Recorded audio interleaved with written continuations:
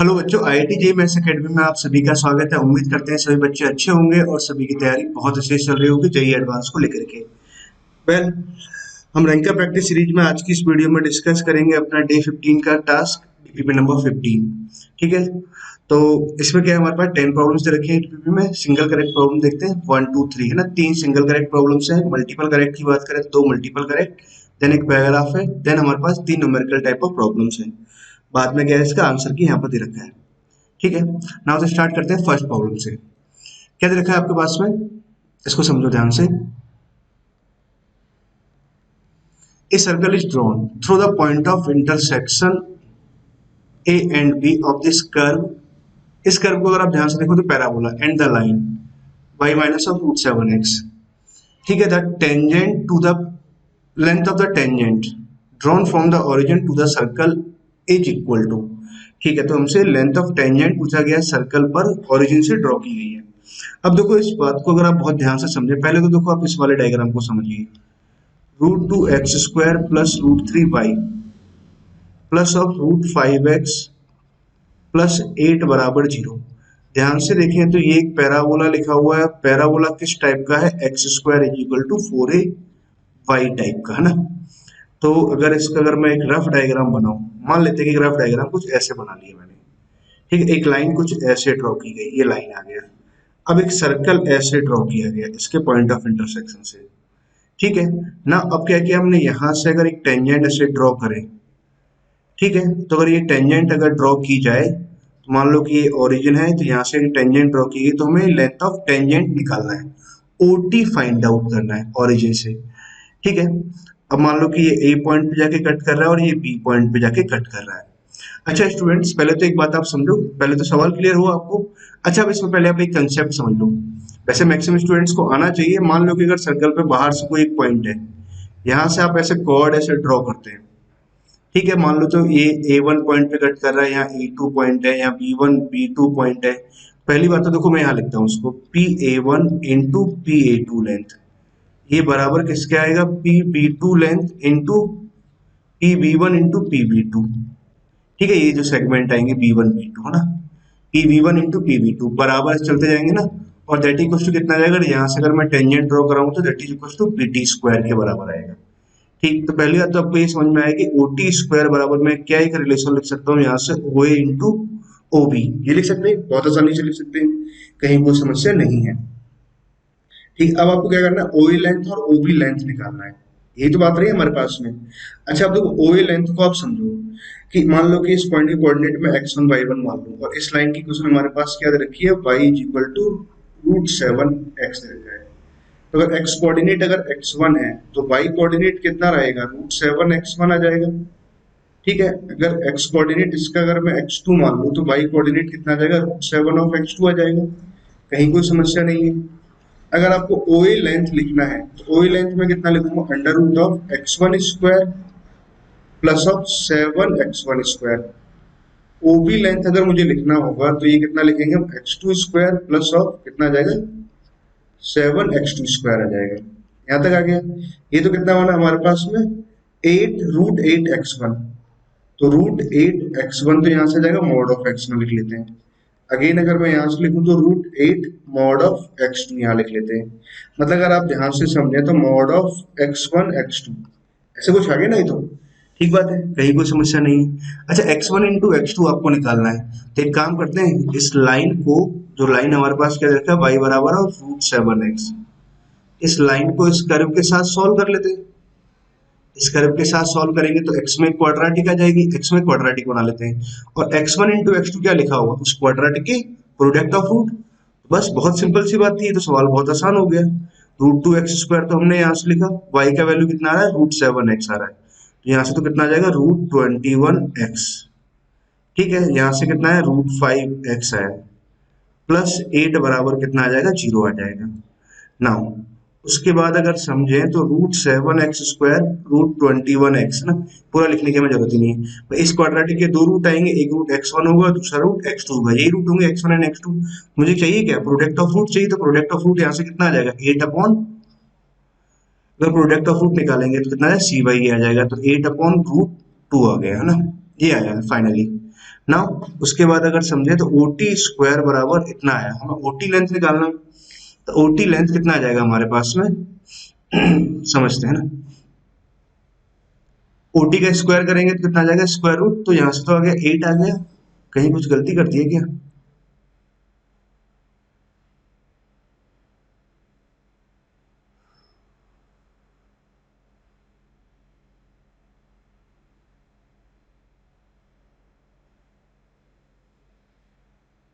हाँ सही है ना, 8 अपॉन यहाँ से आ गया, बात ठीक थी।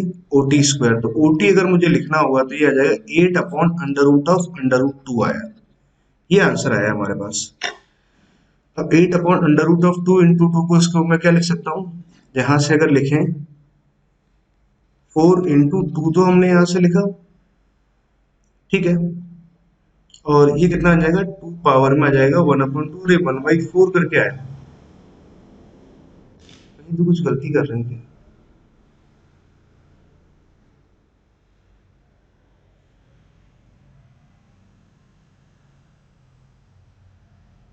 सॉरी, यहाँ पे बच्चों रूट 8 है ये ना, रूट 8 लिखा हुआ है, प्रोडक्ट ऑफ रूट जब अपन लिखेंगे तो ये आ जाएगा रूट 8 अपॉन रूट 2 ना, ये आंसर आएगा कि हो क्या रहा है, ठीक है।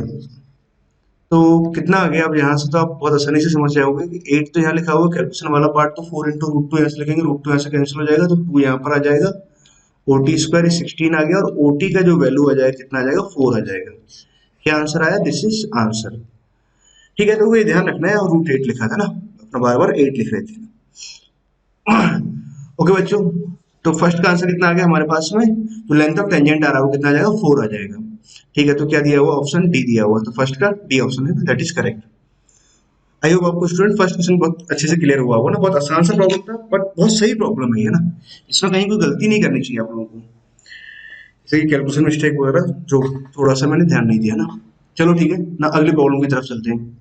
अगला प्रॉब्लम क्या दे रखा है, if the tangent, if the tangent at any point of the ellipse है ना, where a is greater than b है, makes an angle 5 pi upon 6, मतलब जो अल्फा एंगल है वो कितना दे रखा है 5 पाई अपॉन 6 दे रखा है, मतलब स्लोप ऑफ टेंजेंट आपको मालूम है, कहने वाली बात ये रही। उसके बाद में हमें क्या दे रखा है, बीटा, बीटा मतलब ये वाला एंगल था ना, विद द मेजर एक्सिस है ना, ठीक है। आगे दे रखा है एंगल बीटा बराबर कितना पाई अपॉन 3, ये एंगल बीटा है ना, ठीक है। With the focal radius of the point of contact ना, ये इतना एंगल बना रहा है, फाई ऐसे कुछ दे रखा है। Then the point of, then find the eccentricity of the ellipse, इस एलिप्स का मुझे एसेंट्रिसिटी फाइंड आउट करना है, कहने वाली बात ये है ना। पाई अपॉन 6 कितना आ गया हमें 150 आ गया, तो ये एंगल तो देखो ध्यान से देखें तो ये एंगल 30 डिग्री है, इस एंगल को अगर समझें तो ये एंगल कितना दे रखा है 60 डिग्री दे रखा है, इट मीन कि भैया ये एंगल कितना हुआ 90 डिग्री हुआ, ये एंगल अगर 90 डिग्री हुआ और ये फोकस है, तो इसका मतलब ये हुआ कि अगर मैं डायग्राम प्रॉपरली बनाऊं तो फोकस हमारे पास यहाँ कहीं है, ये तो कुछ ऐसे जा रहा है डायग्राम, ये कुछ ऐसे जा रहा है, ठीक। यहाँ टेंजेंट कुछ हमने ऐसे ड्रॉ किया, ये कुछ इस तरह का डायग्राम है ना। नाउ अब बात क्या करना चाह रहा है कि then find the eccentricity of the ellipse, इस एलिप्स का मुझे एसेंट्रिसिटी फाइंड आउट करना है। अब देखो इस वाले पॉइंट को अगर समझे तो भैया ये वाला पॉइंट तो कितना जाएगा, इस पॉइंट के अगर कोऑर्डिनेट लिखूं तो ए कॉमा बी स्क्वायर बाई ए, ये आएगा ना। और इस टेंजेंट का आपको स्लोप पता है, तो एक काम करते हैं, इक्वेशन ऑफ टेंजेंट तो हम आसानी से लिख सकते हैं, कितना आ जाएगा एक्स स्क्वायर का, हमने जब टेंजेंट लिखेंगे तो एक्स एक्स वन अपॉन में A square plus Y one कितना है B square by A upon में B square by Y 1 upon B square है ना, दैट इक्वल्स टू 1। इसे हमारे पास क्या है, इक्वेशन ऑफ टेंजेंट आ गया, ठीक है। इस पॉइंट पर अब स्लोप ऑफ टेंजेंट में यहां से लिखता हूं, स्लोप ऑफ टेंजेंट अगर आप यहां से लिखोगे तो स्लोप ऑफ टेंजेंट कितना आ जाएगा माइनस ए का वैल्यू ये आया इंटू बी स्क्वायर, तो यहाँ से चलो कैंसिल हो गया, अपॉन में बी कराएंगे तो कितना आ जाएगा 1 अपॉन ऑफ ए, तो यहाँ ए ऊपर पहुंचा देते हैं, ठीक है। दैट इक्वल्स टू कितना आ जाएगा, स्लोप ऑफ टेंजेंट आ जाएगा, ये एंगल कितना है 5 पाई अपॉन 6 आ रहा है, तो that is tan of 5 pi by 6, ये एंगल आया, ठीक है, यहाँ लिखते हैं ना। नाउ उसके बाद समझो ए स्क्वायर तो यहाँ से कैंसिल हो गया, दैट इज माइनस ही आ गया, ये tan 150 लिखा हुआ है, तो tan 150 को मैं क्या लिख सकता हूँ pi minus of pi by 6, कुछ ऐसे लिख सकते हैं, तो minus of tan pi by 6, तो tan 30 आ गया, tan 30 का वैल्यू कितना आ जाएगा 1 अपॉन रूट 3 आया, तो ई का वैल्यू कितना आ गया 1 अपॉन 3 आया, ठीक है, तो कौन सा ऑप्शन करेक्ट हुआ? Option B is correct option. तो बहुत ही आसान प्रॉब्लम था, कहीं पर भी कोई डिफिकल्टी नहीं थी। चलिए स्टूडेंट्स, आई होप आपको ये वाला प्रॉब्लम बहुत ढंग से समझ में आया ना। नाउ फर्स्ट प्रॉब्लम भी अपना आसान था, और अच्छा प्रॉब्लम था फर्स्ट। सेकंड बहुत इजी है ना, सेकंड में कहीं कोई दिक्कत नहीं ना। अब मुझसे दे रखा है A I J be a matrix of order 3, मतलब इसका ऑर्डर देता है 3 क्रॉस 3 है, वेयर ए आई जे मतलब इसकी जो एलिमेंट है वो अंडर दिस कंडीशंस दे रखी है ना। मतलब आई का अगर वैल्यू जे के बराबर है तो इसका वैल्यू 0 आएगा, आई ग्रेटर देन जे है तो इसका वैल्यू ये आएगा, आई लेस देन जे है तब इसका वैल्यू 1 है ना, ये आई नहीं है ना, इस बात का ध्यान रखना, दैट इज 1। ओके है ना, तो यहाँ तक की बात तो मैं समझ में आई ना। तो क्या देखा एफ एक्स क्या डिटर्मिनेंट ऑफ ए दे रखा है, मतलब फॉलोइंग स्टेटमेंट ए जा रहा, मतलब एफ एक्स का इंटीग्रेशन -1 to 1 में mod of F of mod x is non differentiable eight 2 point, मतलब मैंने तो क्या पहले एफ एक्स निकालना है, एफ एक्स का डिटर्मिनेंट ऑफ ए है। ठीक है, तो पहले मैट्रिक्स ए निकाल लेते हैं। मैट्रिक्स ए कितना है? 3 क्रॉस 3 का है, तो A11 A12 A13, तो यहाँ से आ जाएगा A21 A22 और A23। यहाँ से लिखेंगे तो A31 A32 और A33। डायगोनल के एलिमेंट के लिए क्या होता है? I बराबर जे होता है, तो I बराबर जे के लिए तो वैल्यू कितना आ रहा है? 0 0 आ रहा है, पहली बात तो ये मालूम चला, तो इसकी वैल्यू 0 0 और 0 ये आ गया। अच्छा, डायगोनल के ऊपर वाले एलिमेंट के लिए क्या होता है? अगर आप ध्यान से देखें तो I लेस देन जे आ रहा है सभी में, है ना। और डायगोनल के नीचे वाले एलिमेंट के लिए क्या होता है? I ग्रेटर देन जे होता है।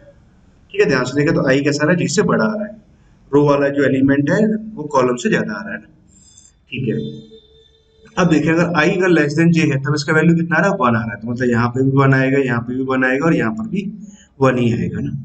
ठीक है, उसके बाद अगर इसकी बात करें तो A21 I ग्रेटर देन जे है, तो यहाँ से लिखेंगे I का वैल्यू 2 लिखा, जे का वैल्यू 1 लिखा, तो कितना आ जाएगा? 4 - 3 1 ही आ गया, तो यहाँ तो वैल्यू x आ जाएगा। I का वैल्यू 3 1 जब पुट कराएंगे 3 से 3 कैंसिल हो जाएगा, 1 यहाँ पुट कराएंगे तो दैट इज 2x बनेगा। 3 2 3 पुट करने से तो ये कैंसिल हो जाएगा, 2 यहाँ पुट करेंगे तो 4x आ जाएगा।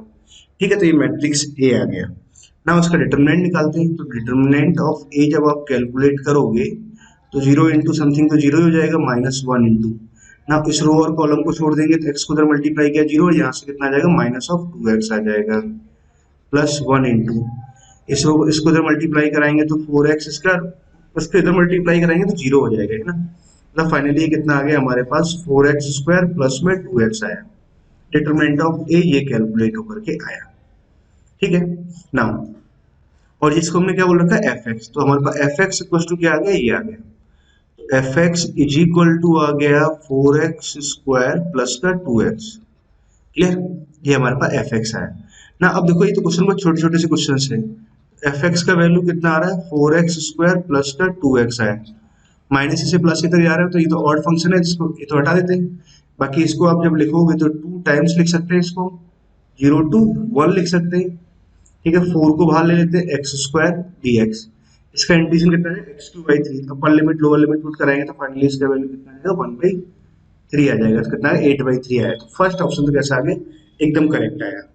ठीक है, कहीं कोई दिक्कत नहीं है ना। दूसरे की बात करते हैं, ऑप्शन बी, तो एफ एक्स बराबर है क्या हमारे पास?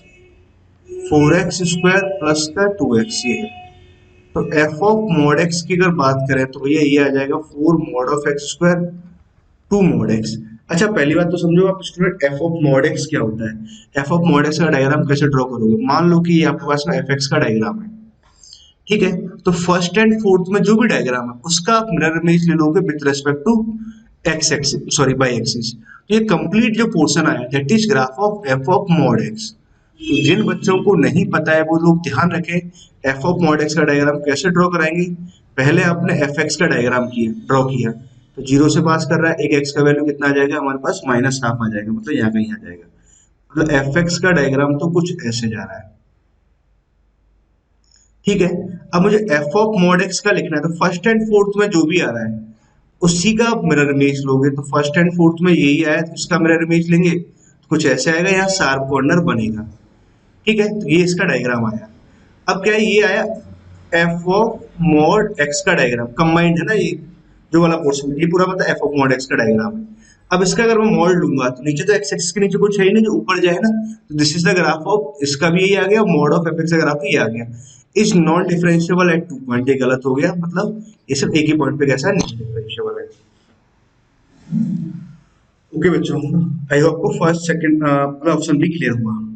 अच्छा आगे बात करें, एफ ऑफ मॉड एक्स बराबर के है ना, एफ ऑफ मॉड एक्स का ये डायग्राम बराबर के अगर लाइन पे से ड्रॉ करूं है 4 डिस्टिंक्ट सॉल्यूशन, तो इसके दो मतलब 4 सॉल्यूशन तो कभी नहीं आ सकते ना, तो फिर क्या रहेगा कि इस इंटरवल में से ड्रॉ कराएंगे दो ही सॉल्यूशंस आएंगे ना, तो सी ऑप्शन भी अपना कैसा हो गया, रॉन्ग हो गया ना। डी की बात करते हैं, एफ एक्स हमारे पास में है क्या, 4x स्क्वायर प्लस का 2x, तो 2x यहाँ से करेंगे तो 4x प्लस 1 आ जाएगा। इसको अगर ध्यान से देखें तो क्या लिखा हुआ है, 2x प्लस 1 का होल स्क्वायर लिखा हुआ है। अरे वाह, 2x प्लस 1 का होल स्क्वायर लिखा हुआ, तो इसका इंटीग्रेशन कितना आ जाएगा, -1 अपॉन x आ जाएगा। ठीक है, और x का जो कोफिशिएंट है आप उससे डिवाइड लगा दोगे, उससे आपने डिवाइड लगा दी। अपर लिमिट लोअर लिमिट के बारे में बात करें, 0 to 1, माइनस साइन को यहाँ बाहर निकाल देता हूँ। अपर लिमिट जब पुट कराएंगे तो 1 है ना, मैं यहाँ लिख देता हूँ कैलकुलेशन इसका यहाँ से समझ लेते हैं। माइनस हाफ तो हमारे पास यहाँ आ रहा, अपर लिमिट पुट कराया आपने, 1 पुट कराया, तो 1 जब पुट कराएंगे तो यहाँ से तो कितना आ जाएगा, 1/3 आ जाएगा। 0 पुट कराएंगे तो यहाँ 1 आ जाएगा, तो फाइनली यहाँ कितना आया, -2/3 आया। 2/3, जब 2 से 2 कैंसिल हो जाएगा, माइनस से कैंसिल हो जाएगा, 1/3 आया। इसका आंसर ये आ रहा है, क्या रखा है, 1/3। हाँ, ये वाला ऑप्शन अपना कैसा है, सही ऑप्शन है। ठीक है student, I hope question number 4 अच्छे से समझ में आया ना, बहुत ही आसान सा प्रॉब्लम था, कुछ भी डिफिकल्ट नहीं, जैसे यही एडवांस प्रॉब्लम्स आती है ना वैसे छोटा सा आसान सा प्रॉब्लम और बढ़िया सा। आई होप आपको यहाँ तक की प्रॉब्लम बहुत अच्छे से क्लियर रहेगी ना। आगे बात करते हैं नेक्स्ट प्रॉब्लम पर। अच्छा, क्वेश्चन नंबर 5 की अगर बात की जाए, अच्छा ये प्रॉब्लम अच्छा प्रॉब्लम है ना, ये बढ़िया प्रॉब्लम है, जिसने भी सॉल्व किया गुड है ना। बस इसमें छोटा सा एक हिडन पॉइंट है, वो आपको समझ में आ गया देना, प्रॉब्लम को फटाफट सॉल्व कर सकते हैं। क्या दे रखा है, an ellipse with centricity half passes through point 3,4 whose nearer focus is 0,4, मतलब 3,4 जो है उसके नजदीक ये फोकस है, मतलब ना। Okay, equation of tangent at point P H, ये टेंजेंट का इक्वेशन दे रखा है। एक एलिप्स है हमारे पास, ये ellipse is inscribed in rectangle R whose sides are parallel to the coordinate axis, जिसकी साइड कैसा है, कोऑर्डिनेट एक्सिस के पैरेलल है। ठीक है, आगे समझते हैं। A hyperbola with the same center and transverse axis same as major axis of the ellipse, ना ठीक बात है। intersect the ellipse orthogonally, इस बात का देखो ये इंपॉर्टेंट पॉइंट था, अगर हाइपरबोला और एलिप्स अगर एक दूसरे को ऑर्थोगोनली इंटरसेक्ट करते हैं, इट मीन कि दे आर कॉनफोकल, मतलब दोनों के फोकस कैसे है, सेम सेम है। And passes through the vertex of the rectangle, rectangle के वर्टेक्स से पास कर रहा है। चलो डायग्राम बनाते हैं, बहुत सारी बातें आ गई। तो हमारे पास में पहले एक रेक्टेंगल बनाया, ये एक ऐसे रेक्टेंगल है, ठीक है, ये रेक्टेंगल ऐसे ऐसे ऐसे और इस तरह से रेक्टेंगल आया। ठीक है, ये लेंथ तो हमारे पास 5 आ जाएगा, ये लेंथ हमारे पास 4 आ जाएगा, तो 5,0 आ गया, और ये लेंथ आ जाएगा 4,0, तो मतलब इस पॉइंट के कोऑर्डिनेट आ गए 5,4। ठीक है, हाइपरबोला हमने इसे ड्रॉ किया, इसका सेंटर क्या है, यही रखा है, और कौन फोकल है, तो फोकस दोनों का मान लो, अगर इसका फोकस ये है S1 है, तो इसका फोकस भी यही रहेगा, और ये क्या कर रहा है, वर्टिसेस से पास कर रहा है। मान लो रफ डायग्राम कुछ इस तरह का है। ठीक है पहले तो दोनों कौन फोकल होंगे ना, अगर ऑर्थोगोनली कट कर रहे हैं तो। अब देखो, अगर हाइपरबोला की अगर मैं बात करूं, तो हाइपरबोला का डायग्राम तो बड़ी आसानी से लिख सकते हैं, equation X square minus alpha square Y square minus beta square equals to 1, ये आ गया। अगर मान लो कि ये कहां से पास कर रहा है, 5,4 से, तो 5 और 4 को अगर मैं यहाँ पुट कर दूं, एक कंडीशन तो मेरे पास ये आ गई, 25 upon alpha square minus 16 upon beta square बराबर 1, एक कंडीशन तो ये आई। दूसरी कंडीशन अपना क्या बोल सकते हैं, दोनों कॉनफोकल है, तो अगर यहाँ से अगर मैं फोकस लिखूंगा तो अल्फा इंटू ई एच, वहां से अगर लिखेंगे तो ए इंटू ई इलिप्स, ऐसे लिख सकते हैं। ठीक है, देखो अब यहाँ समझो, यहाँ से अगर मैं ए निकालूंगा तो 5 आ जाएगा, इलिप्स के लिए अगर ई लिखेंगे तो 1 minus B square by A square, तो 16 अपॉन 25, यहाँ से आ गया तो 9 अपॉन 25, मतलब 3 अपॉन 5 आया, कैंसिल हो गया, मतलब फाइनली यहाँ से 3 आ गया। अल्फा ई एच हाइपरबोला का सेंट्रिसिटी ना, चलो इतना हमारे पास में एक कंडीशन आई। अच्छा, इसको मैं थोड़ा सा ना आसान शब्द रहे तो अल्फा ई ले लेता हूँ, एसेंट्रिसिटी ई ले लिया, 3 आ गया। चलो ठीक है, इसको सिंप्लीफाई करते हैं। 25 अपॉन में अल्फा स्क्वायर माइनस 16 अपॉन में बीटा स्क्वायर को मैं क्या लिख सकता हूँ, alpha square into E square minus 1 बराबर 1 लिखा हुआ है। अल्फा ई फाइंड आउट क्या करना था हमें, the eccentricity of the hyperbola E, hyperbola का एसेंट्रिसिटी निकालना है। मतलब अल्फा का वैल्यू यहाँ से देखो ये निकल जाएगा, सो ये हो जाएगा 25 तो यहाँ लिखा हमने, अल्फा स्क्वायर 16 यहाँ लिखा, अल्फा ई का वैल्यू कितना है 3, तो 9 यहाँ से लिख देंगे माइनस ऑफ अल्फा स्क्वायर बराबर 1।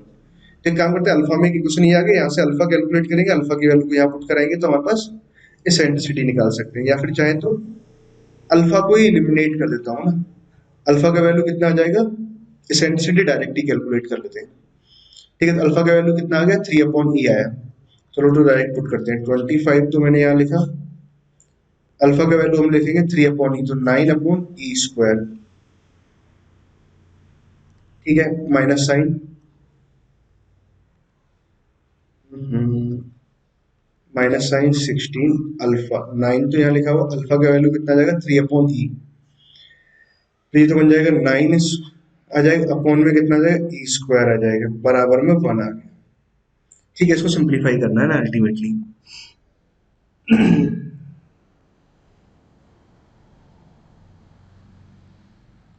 चलो मैं इसे पूरा सॉल्व कर देता हूँ ना, ताकि आप लोगों को आंसर तक समझ पाए। वैसे तो सॉल्व नहीं करना चाहिए था इस हिसाब से तो 25 ई स्क्वायर अपॉन में 9 हमने यहाँ से लिखा, ये आ जाएगा 16 ई स्क्वायर अपॉन में 9 ई स्क्वायर माइनस ऑफ 9 है ना, 9 को तो बाहर लिख लेता हूँ मैं, ई स्क्वायर माइनस 1 बराबर 1 यहाँ पर आया ना। ठीक है, तो 25 इंटू 9 तो चलो इधर चला जाएगा, तो ये आ जाएगा E square into E square minus 1 minus of 16 E square बराबर में यहाँ कितना आ जाएगा 9 इधर आ गया, और ये आ गया ई स्क्वायर माइनस 1। ठीक है, तो मैं इससे यही छोड़ देता हूँ ना, आप लोग सॉल्व कर लेना। यहाँ से आप एसेंट्रिसिटी निकालोगे ना, आई थिंक इतना मुझे ध्यान है, सर अंडर रूट में आएगा वो समथिंग है ना, अंडर रूट में जब आप कैलकुलेट करोगे तो यहाँ से अंडर रूट में आंसर आएगा, इसका आंसर कुछ 1.34 कुछ ऐसा आता है ना, सॉल्व कर लोगे ना। या फिर मैं इसको बताता हूँ, कैलकुलेशन में यहाँ से सॉल्व करता हूँ ना, चलो इसको ऐसे ई में नहीं यही सॉल्व कर देते हैं, यहाँ समझो ना, पूरा सॉल्व भी करते हैं, नहीं छोड़ते। 25 को उधर मल्टीप्लाई कराते हैं, 9 से मल्टीप्लाई किया तो यहाँ से आ जाएगा 225 माइनस ऑफ 25 अल्फा स्क्वायर आ गया, इसको इधर मल्टीप्लाई कराए तो ये जाएगा 16 अल्फा स्क्वायर, यहाँ से आ जाएगा। ठीक है, इसको जब इधर मल्टीप्लाई कराएंगे तो यहाँ आ जाएगा alpha square into 9 minus of alpha square आएगा। ठीक है, तो 225 तो हमने यहाँ लिखा 225 माइनस ऑफ 25 अल्फा स्क्वायर, 9 यहाँ पर आ जाएगा तो 16 alpha square minus of 9 alpha square minus of alpha power 4। ठीक है, तो अल्फा पावर 4 को तुम इधर लेके आया, माइनस हो रही कितना 50 बन जाएगा, तो 50 यहाँ से अल्फा स्क्वायर यहाँ से आ गया, अब प्लस में कितना आ जाएगा 225 आ गया, बराबर में 0 आया, ये आ गया। अच्छा, 225 के तो आप फैक्टर्स कर सकते हैं, कितना आ जाएगा 25 इंटू 9 यहाँ से आ रहा था, 25 के अगर फैक्टर करूंगा तो 5 इंटू 5 इंटू 9 कर सकते हैं, तो 45 प्लस 5, तो अल्फा स्क्वायर माइनस ऑफ 5 तो हमने यहाँ लिखा, और अल्फा स्क्वायर माइनस ऑफ 45 यहाँ लिखा, बराबर में 0। तो अल्फा का जो वैल्यू आ रहा है प्लस माइनस ऑफ रूट 5 आया, और अल्फा का वैल्यू आया plus minus of under root 45। ठीक है, एसेंट्रिसिटी निकालना है तो पॉजिटिव वैल्यू ही लेंगे ना। ओके, अब देखो अल्फा का वैल्यू अगर रूट 5 पुट कराएंगे तो ई का वैल्यू आ गया 3 अपॉन रूट 5, और अल्फा का वैल्यू अगर रूट 45 लेंगे तो ये आ जाएगा 3 अपॉन रूट 45। ठीक है, ये आंसर आया। अब देखो बात समझो, 3 अपॉन रूट 5 की अगर बात करें, हाँ यहाँ से समझो ना, 3 अपॉन रूट 45 की बात करें तो भाई ये नंबर तो जैसे लिखा हुआ लेस देन 1 है, लेस देन 1 है तो, और हाइपरबोला का एसेंट्रिसिटी कभी 1 से छोटा हो नहीं सकता, तो ये वाला तो हमने डिस्कार्ड कर दिया, और ये वाला ही एक्सेप्टेबल रहा। ई का वैल्यू कितना है 3 अपॉन रूट 5 आया, क्लियर। तो 3 का value root root sorry 3 upon root 5 आ गया, तो यहाँ से एसेंट्रिसिटी आ गया। ठीक है, ये न्यूमेरिकल टाइप ऑफ प्रॉब्लम है, इसको जब आप आगे सिंप्लीफाई कर रहे हो ना, शायद आई थिंक 1.34 कुछ ऐसे आ जाता है ना भी आए तो कोई कुछ दिक्कत नहीं है, अगर चाहे तो इस प्रॉब्लम को हम इंटीजर टाइप में भी कन्वर्ट कर सकते थे ना, रूट 5 इंटू ई का वैल्यू कितना आएगा, 3 आ जाएगा। Clear student? आई होप आपको ये प्रॉब्लम समझ में आ गया अच्छे ढंग से ना, हमने पूरा कैलकुलेशन के साथ में किया हुआ था। अब इसमें कहीं कोई भी दिक्कत नहीं है। नाउ आगे चलते हैं हम लास्ट प्रॉब्लम की तरफ। लास्ट प्रॉब्लम में क्या दे रखा है हमारे पास में, एक मैट्रिक्स ए है, this is a matrix A. एक मैट्रिक्स बी दे रखा है, A B C X Y Z P Q R natural number, ये सभी नेचुरल नंबर्स है। आगे दे रखा है ट्रेस ऑफ दिस समथिंग बराबर 210 से रखा है, तो find the number of ordered pair, ordered triplet P Q are. तो कोई शब्द का बड़ा मतलब है ऑर्डर्ड ट्रिपलेट, ऑर्डर्ड का मतलब ना, ये समझाएंगे आपको बाद में ना। अच्छा पॉइंट समझो, मैट्रिक्स ए दे रखा है, मैट्रिक्स बी दे रखा है हमारे पास में, ट्रेस ऑफ ए बी ऐसे कुछ दे रखा है, A B B Q B power 5 B power 19 कुछ ऐसे दे रखा है। अच्छा तो वाला मैट्रिक्स बी दे रखा है, तो यहीं से सिंप्लीफाई करते हैं। मैट्रिक्स बी क्या है हमारे पास में, ये है 0 0 1 0 1 0 और 1 0 0, ये है। अच्छा तो बी क्यू निकालना है, तो पहले बी स्क्वायर निकाल के देखते हैं। तो बी स्क्वायर निकालेंगे तो 0 0 1 यहाँ से आ जाएगा, 0 1 यहाँ से आ जाएगा और 1 0 0 यहाँ आ जाएगा। ये आइडेंटिटी मैट्रिक्स नहीं है, आइडेंटिटी में इधर 1 1 1 आते हैं ना, तो 0 0 1 1 1 0 0 0 0 ये आ गया। अच्छा इसको मल्टीप्लाई करते हैं, तो मल्टीप्लाई कराएंगे, इस रो को इस कॉलम से मल्टीप्लाई किया तो यहाँ 1 आ जाएगा, इस रो को जब मल्टीप्लाई 0 1 0 तो यहाँ 0 आ जाएगा, इसको जब मल्टीप्लाई कराएंगे तो 0 इंटू मतलब अल्टीमेटली यहाँ 0 आ जाएगा, यहाँ 0 आ जाएगा। इसको जब यहाँ मल्टीप्लाई कराएंगे तो इधर आ जाएगा 0, इसको जब मल्टीप्लाई कराएंगे तो 1 आएगा। मतलब आप समझ गए होंगे बात को, मल्टीप्लाई करते करते 1 यहाँ पहुंचा और ये आइडेंटिटी मैट्रिक्स बन गया। ठीक है, बी स्क्वायर आइडेंटिटी मैट्रिक्स है, तो मतलब बी स्क्वायर अगर आइडेंटिटी मैट्रिक्स है तो बी क्यू के बारे में अगर बात करें तो बी स्क्वायर इंटू बी, तो ये तो बी क्यू तो कितना लिखा हुआ है, बी लिखा हुआ है, मतलब बी पावर 5 अगर पूछा जाए तो बी पावर 5 बी पावर 19 तक हम जा रहे हैं, तो बी पावर 5 को तो मैं बी स्क्वायर इंटू बी लिख देंगे। मतलब ये कितना आ गया हमारे पास में, तो बी आ गया। मतलब बी पावर अगर 7 की बात करें तो B square B square B square, ये आई इंटू आई तो कितना आ जाएगा, फाइनली ये बी आ जाएगा। मतलब अल्टीमेटली सब लिखा है तो कितना लिखा हुआ, बी बी बी लिखा हुआ है। मतलब अगर वो ऐसे कुछ लिखा हुआ है तो इस वाले पार्ट को करते हैं हम नीचे और यहाँ से समझते हैं बात को। ये वाला कलर लेते हैं, trace of A B, B Q को भी मैं ए बी लिख सकता हूँ, तो A B A B A B ऐसे कुछ लिखा हुआ है तो ए बी। और ये कितना लिखा हुआ है, कितनी टर्म्स है हमारे पास, 1 से लेके 135 90 तक 10 टर्म्स लिखी हुई है। ठीक है, तो ट्रेस ऑफ 10 ए बी। ठीक है, अब ए इंटू बी निकाल देते हैं। अब ए इंटू बी निकालने के लिए आपको सिर्फ डायगोनल एलिमेंट का सम चाहिए, है ना, डायगोनल एलिमेंट ही चाहिए। तो क्या करते हैं, इस रो को इससे मल्टीप्लाई करते हैं, ए वन वन को ए सी वन वन से, मतलब सी वन वन से मल्टीप्लाई किया तो 0 0 1, तो यहाँ ए आ गया, सॉरी यहाँ पी आया ट्रेस। अब मुझे ये वाला एलिमेंट चाहिए, तो इस रो को इस सेकंड कॉलम से मल्टीप्लाई कराएंगे तो ये वाला एलिमेंट आ जाएगा। y को मल्टीप्लाई किया 0 तो यहाँ q आया। ठीक है, बाकी और एलिमेंट से मतलब नहीं। अब A33 ने ये वाला एलिमेंट चाहिए, तो इस रो को थर्ड कॉलम से मल्टीप्लाई कराएंगे तो यहाँ r आ जाएगा, ये आया। तो trace of a into B तो इतना है, तो इसका ट्रेस अगर लिखेंगे तो p plus Q plus r आ गया। तो इसको 10 टाइम्स कर देंगे तो ये तो आ जाएगा 10 into P plus Q plus R बराबर कितना दे रखा है, 210। तो 0 से 0 कैंसिल हो गया, तो भैया ये तो p plus Q plus R बराबर कितना आ गया, 21 आ गया। अब पी क्यू आर हमारे पास कैसे नेचुरल नंबर है, पी क्यू आर अगर नेचुरल नंबर है तो इस इक्वेशन के तो मुझे क्या चाहिए, number of positive integral solution. अच्छा आपने अब ये बात तो समझ में आ गया ना, इसके हमें कहते हैं पॉजिटिव इंटीग्रल सॉल्यूशन। अच्छा देखो दो शब्द आते हैं, मैं इसको शॉर्ट में लिख रहा हूँ, नॉन नेगेटिव इंटीग्रल सॉल्यूशन, एक आता है पॉजिटिव इंटीग्रल सॉल्यूशन। तो इसके लिए आपको शायद फॉर्मूला याद होगा, इस तरह की इक्वेशन बात करते हैं अपना x1 x2 f2 xr बराबर n है, तो कितना लिखते हैं हम, फॉर्मूला n प्लस जितने भी टर्म्स हैं r माइनस वन सी r माइनस, इससे एक कम लिखते हैं। यहाँ क्या लिखेंगे, अगर पॉजिटिव इंटीग्रल सॉल्यूशन चाहिए तो क्या फॉर्मूला आता है n माइनस वन सी r माइनस वन, ये फॉर्मूला आएगा।